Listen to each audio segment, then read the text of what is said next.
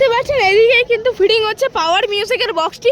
আর পাওয়ার মিউজিকের এই মোট 16 পিস বক্সকে পরিচালনা করার জন্য কি কি অ্যাম্পলিফায়ার ব্যবহার করবে পাওয়ার মিউজিক অবশ্যই বন্ধুরা দেখায়। ওপরে দেখতে পাচ্ছেন রয়েছে অডিওটন কোম্পানির XX সিরিয়াসের 12,000 এবং 14,000 পরপর কিন্তু 5খানা রয়েছে 12,000 এবং 14,000 মিলিয়ে।